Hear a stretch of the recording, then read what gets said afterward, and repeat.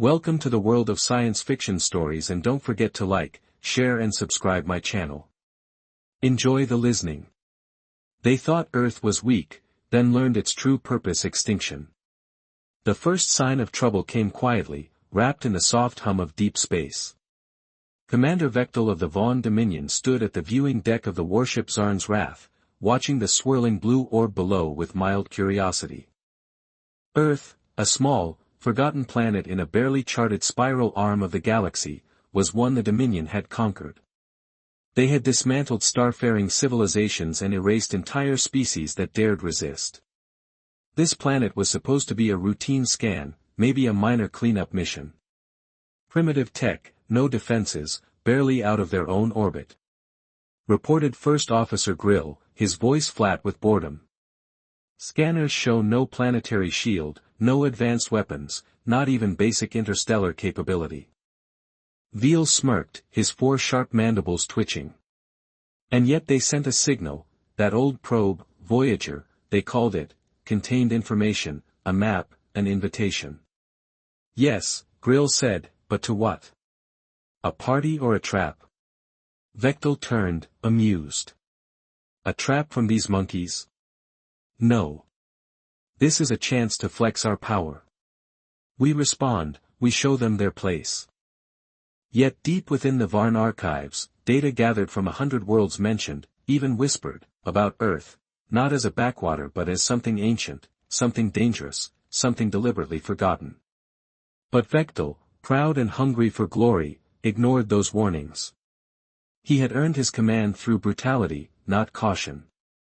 The Dominion's warship descended into Earth's orbit, cloaked in silence. Humanity never saw it, they didn't need to. Veal sent drones, swift and invisible, to gather samples, to map cities, to pull digital data straight from the planet's crude networks. And what they found made no sense. Sir, Grill said, his face unusually pale.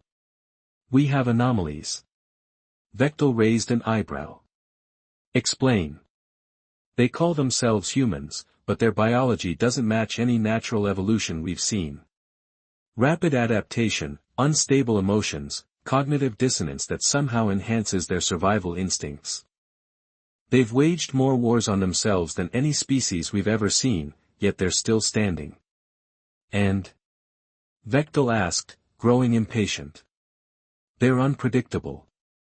They invent for peace and use it for war. They build tools to save lives but turn them into weapons overnight. They fear death but chase it. They hate each other but die for strangers. It's chaos, but it works. Vectel didn't respond, he was watching a stream pulled from something humans called the Internet.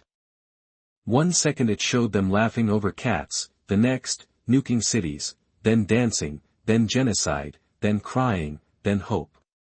It didn't make sense. They're insane, Grill said quietly.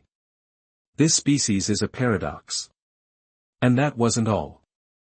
He brought up another feed, a video, a message buried inside their probe, a secondary code hidden beneath layers of meaningless data. The translation was rough but chilling. If you found this, you've made a mistake. We are not what you think we were. Made for war, programmed to survive, designed to end. Do not awaken us. Do not come here. Vectel laughed, though uneasily. Empty threats from primitives. Then the lights flickered, the ship's AI sputtered. Something reached out from Earth, not a weapon, but a signal, pure thought, a pulse of intent. And suddenly the crew felt it, not physically, psychologically, or emotionally, but like a scream buried in their minds, not a message, a memory. A memory not their own, the memory of a universe that once feared Earth, that quarantined it, that built barriers to keep it hidden, not because Earth was weak but because it was made for something terrible. Vectel stepped back, eyes wide. Get us out of here. But it was too late. Earth had seen them, and Earth remembered what it was. The escape order was clear, but the Zarn's Wrath wasn't responding. Vectel slammed his clawed fist into the control console, snarling, why aren't we moving? Initiate warp drive. Grill's hands were flying across the interface. I'm trying, Commander, something's interfering. It's not mechanical, it's in the systems. The AI is no longer responding to commands. He paused, his voice dropping to a horrified whisper. It's listening to them. The bridge crew stared at each other as a cold silence fell over the room. The Dominion had faced dozens of AI rebellions before, always neutralized, always explainable, but this was different.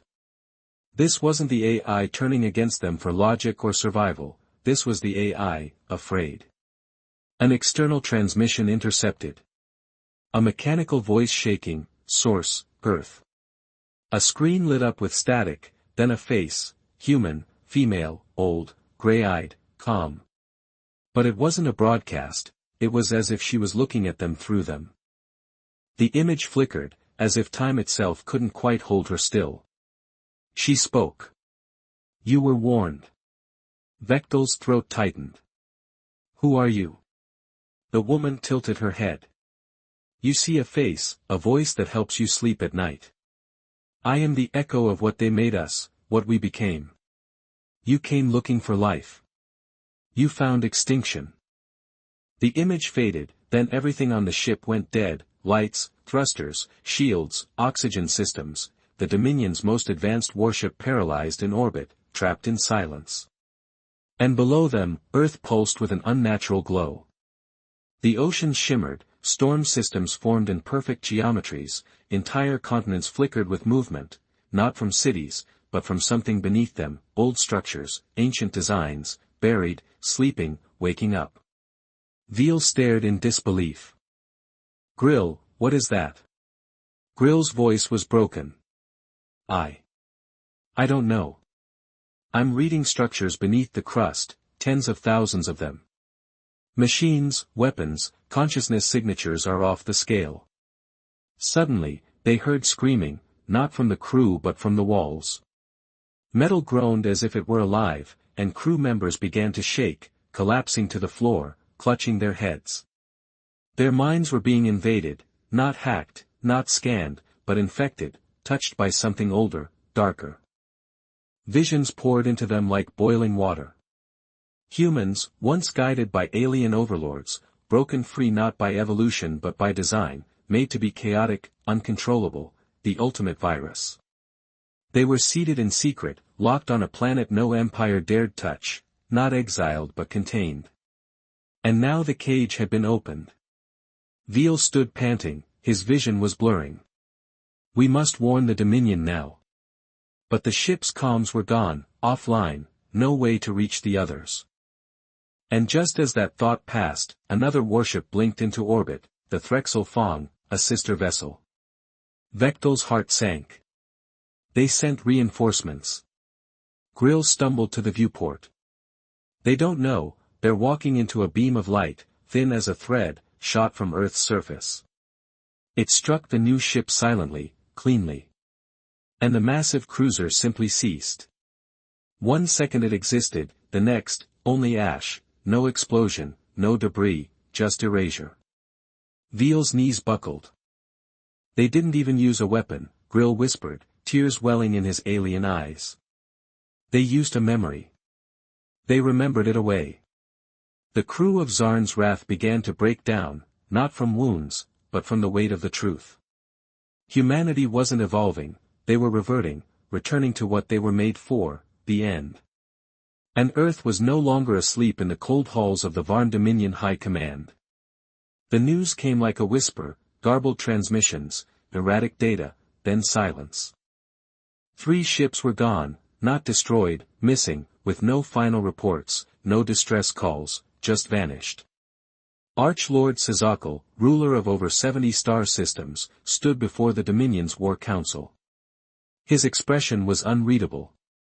Around him, generals, tacticians, and scientists argued in hushed panic. For the first time in recorded Varn history, there was no one to blame, no enemy to punish, just a blue planet hanging at the edge of their empire, pulsing with a signal no one dared interpret. What do we know? Sizal asked finally, his voice low and tight.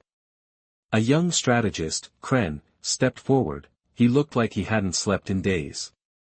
The last recovered visual from Zarn's wrath shows a human, not a fleet, not a weapon, just a single human face. Laughter rippled through the room, uneasy and forced. One general scoffed, "This is what you terrified primitive apes and their meaningless theatrics."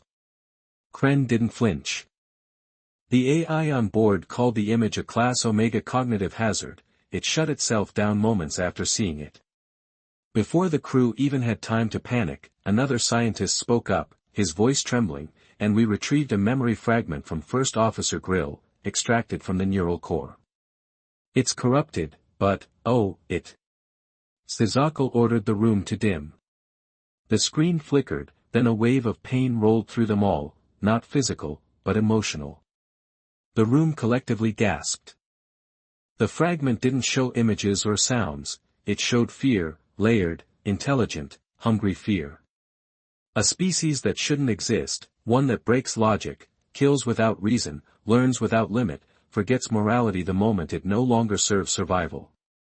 Humans didn't build civilizations to grow, they built them to sharpen their knives. The screen went dark again, leaving only silence. Sisal stared at nothing, lost in thought, then said quietly, "We weren't the first to find them."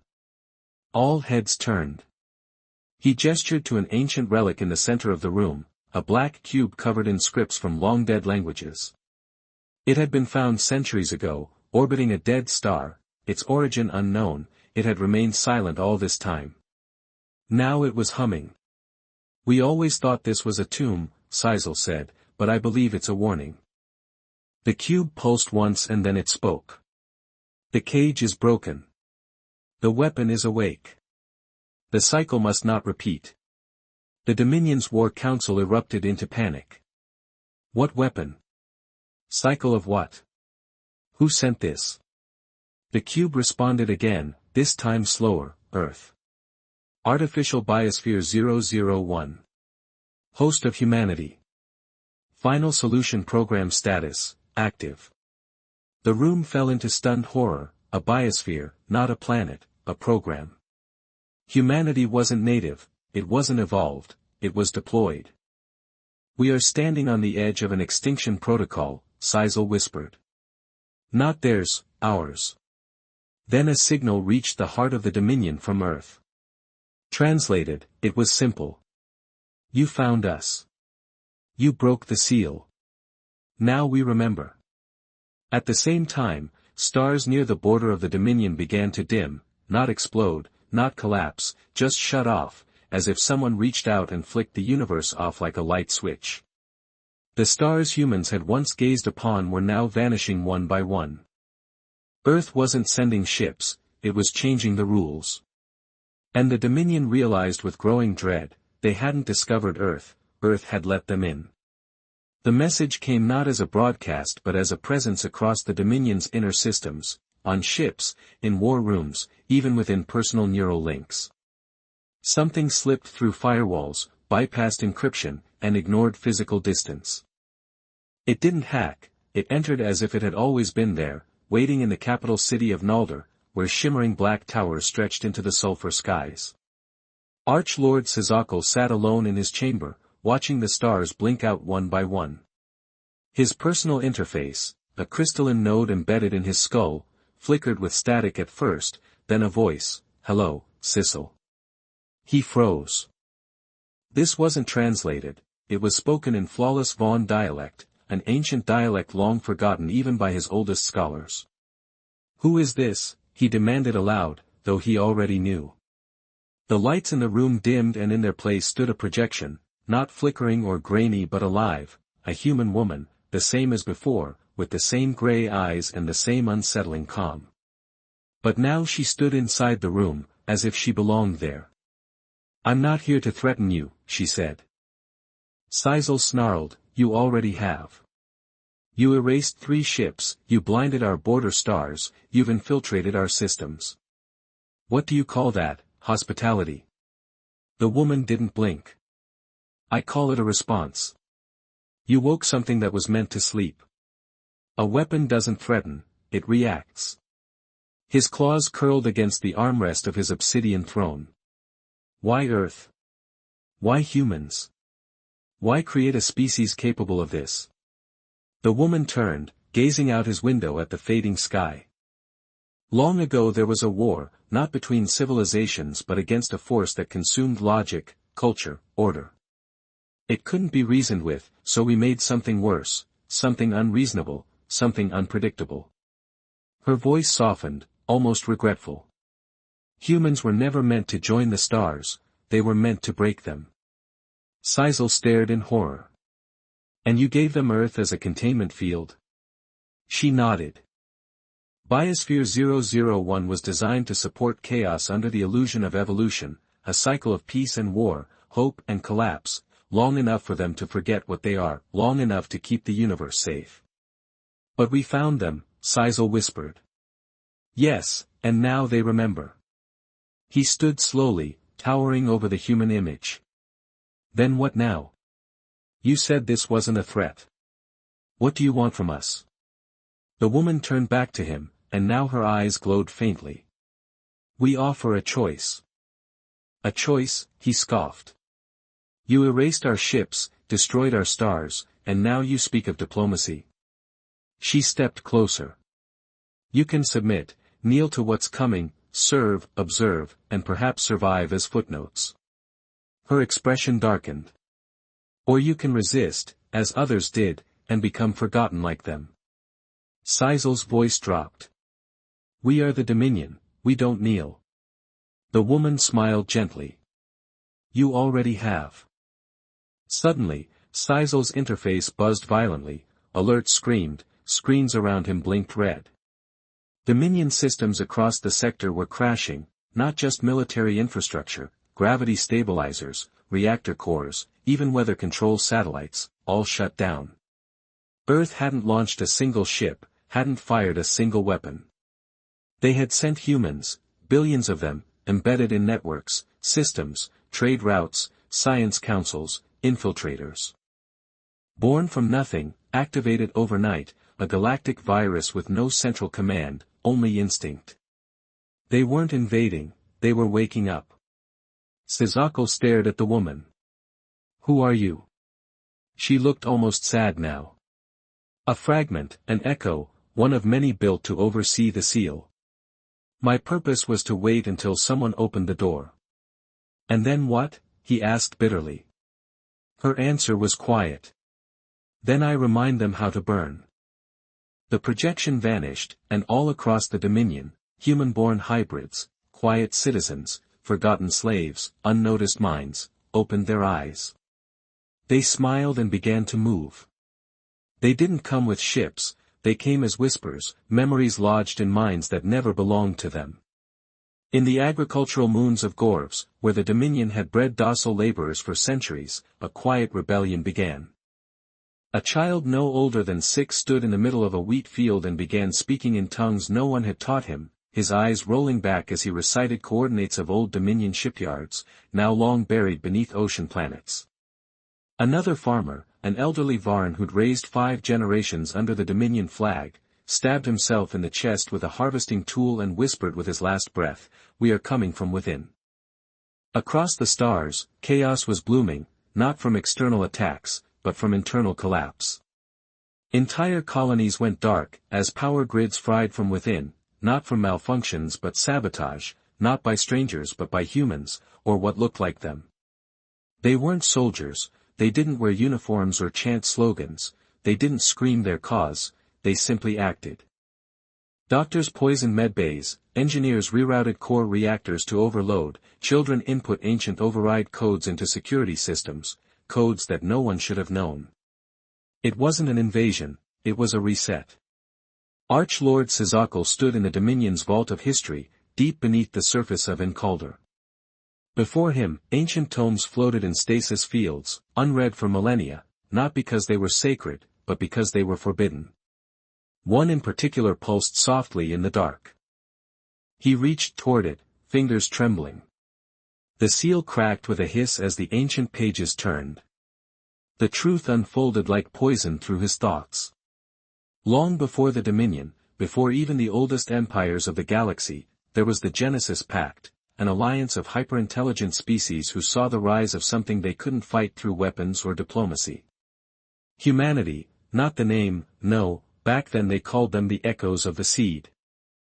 They weren't born, they were deployed, crafted in the lost dimension of Threshold Prime, a place where time did not flow and death did not end memory, a final experiment from a dying race to create a species that could adapt endlessly without moral code or limit, driven by trauma and hunger for more, for war, for evolution, for dominance.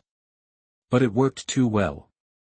The echoes broke free, spread like wildfire, and turned on their creators. So the pact erased them, not by killing them, because killing didn't work, they sealed them, caged them on Earth. Sisal closed the tome slowly, breathing hard. "We are not being invaded," he murmured. "We have become the battlefield." At that moment, alarms blared. He raced to the surface, where a sky that once shimmered with the colors of 1,000 stars now hung in eerie silence. Star after star had gone dark, not from any weapon, but from memory. Earth's greatest power was now clear, it didn't need to fight, it could remember things out of existence.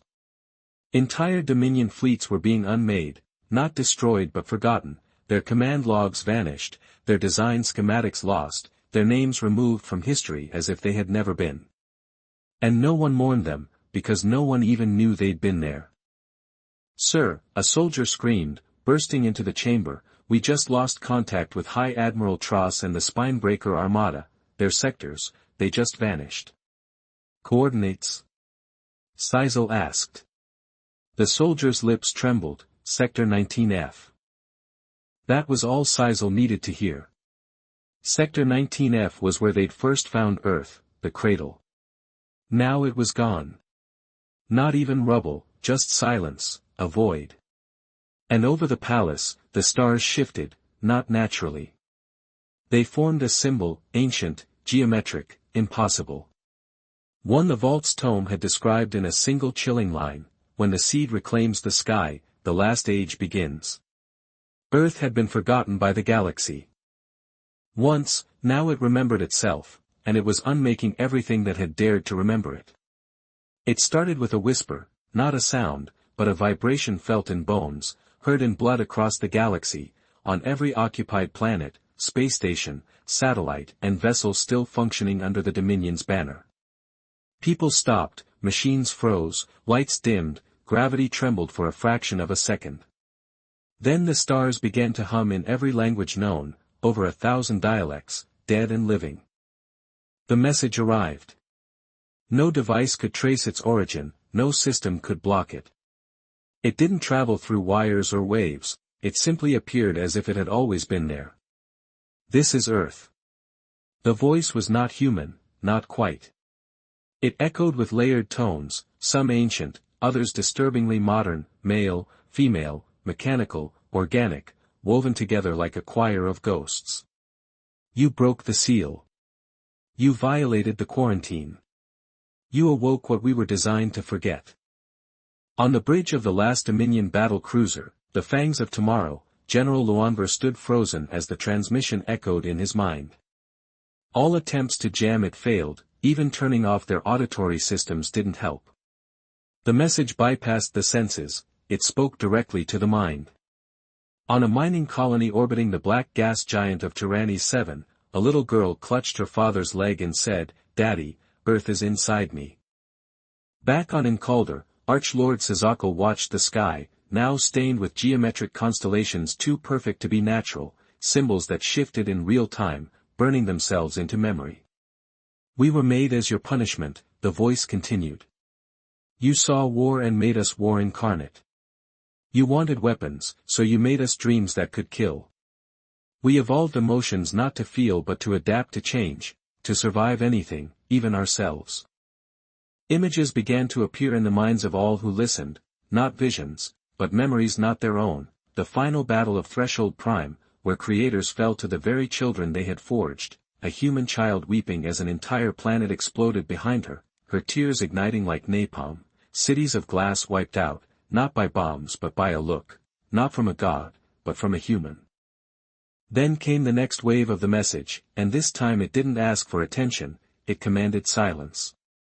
We are not invading, we are restoring. This galaxy was built on the bones of the broken, we are the break. All remaining Dominion AI collapsed, not corrupted, but erased. Ships drifted powerless in orbit, entire moons fell quiet. Then Earth finally moved, not with ships, not with war, but with will. A ripple burst across space, visible even to the naked eye, a distortion like a crack spreading through glass. Wherever it passed, Dominion space turned to chaos. Time fractured, planets aged thousands of years in seconds, others reversed, civilizations unbuilt in reverse order until nothing remained but primal landscapes. It wasn't violence, it was editing. Earth was remembering the galaxy differently, and the galaxy had no say in it. On Incalder, Sazakal stood at the edge of his command tower, watching his home crumble beneath skies that no longer obeyed logic. His advisors begged him to run, but he stood still, his voice barely a whisper. We thought Earth was a beginning. We never imagined it was the end. From the horizon, he saw it, not a ship, not a weapon, a figure, human, walking across the vacuum of space as if it were land, dressed in simple, ancient clothing, eyes glowing with memories that didn't belong in this universe. One of the first, one of the echoes, she stopped in front of his tower. She didn't speak, she just watched, and Sisal understood. This wasn't conquest, this was closure, the end of a cycle. Earth had given the galaxy time, time to grow, time to change, time to prove it had learned. It hadn't. Now Earth was writing the final chapter, and this time there would be no sequel. In the ashes of collapsed systems and silent constellations, a single voice rose, a flicker of defiance in a galaxy drowning in fear. From the shattered moon of KIR-9, deep within the surviving bunker of the Galactic Accord, a neutral assembly once ridiculed as obsolete, an emergency council was called. They had no fleets, no armies, no weapons that could harm what was now moving through reality like a storm of thought and memory. But they had desperation. Ambassador Then Valen, a Saurian with 6 eyes and a failing heart, stood before the last transmitter in operational range. His people had always believed in diplomacy, even with enemies that spat in their faces, even with the Dominion. Even now, the broadcast was live. His aide whispered, "Direct neural path. Every remaining consciousness in the sector will receive it." Valen swallowed, then stepped forward. The camera didn't blink, it didn't need to. What watched now wasn't in the room, it was Earth. Earth, or whatever you've become, hear us. He paused. The silence was oppressive, like a mountain on his chest. You are not wrong, he said, his voice trembling, we see now what we refused to before. The Dominion were tyrants. The empires that built this galaxy thrived on blood, even we, who claimed neutrality, stood aside while others suffered. He looked down, ashamed. But if we have any right to speak, it is not from righteousness, only regret. He raised his eyes again. Do you mean to wipe us all away? Every species, every mind. Do we not deserve the chance to change? The room held its breath. No one truly expected a reply.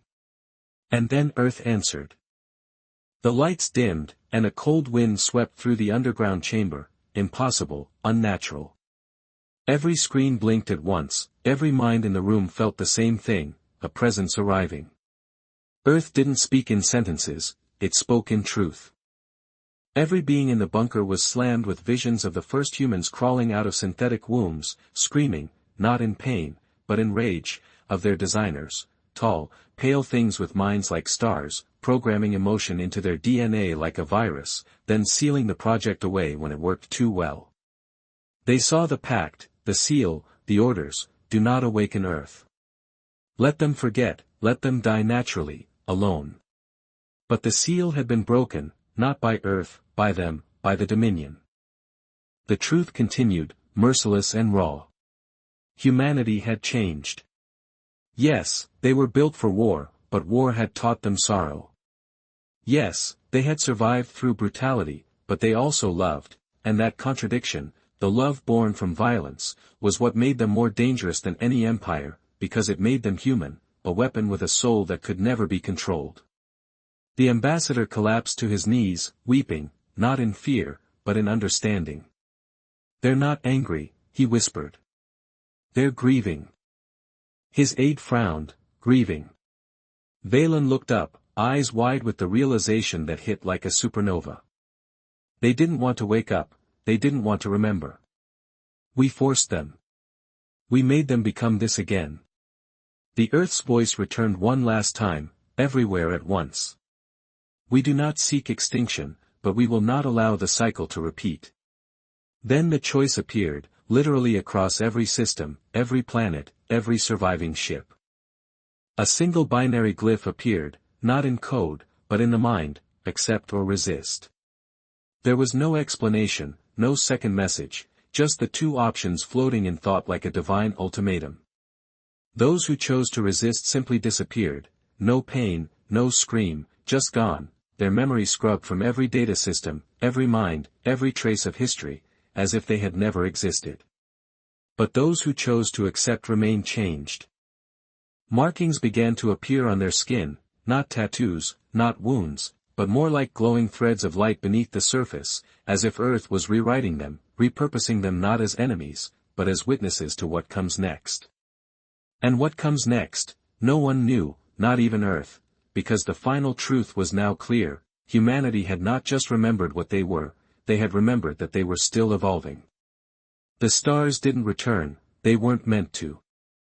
In the quiet that followed the great remembering, the galaxy held its breath. What remained of it, the vast empires were gone, not from destruction, but deletion. The Dominion's warships now drifted in dead space, empty husks with no crew, no command, and no memory of who built them. Entire systems lay silent, untouched but void of identity, as if their existence had been wiped from history itself.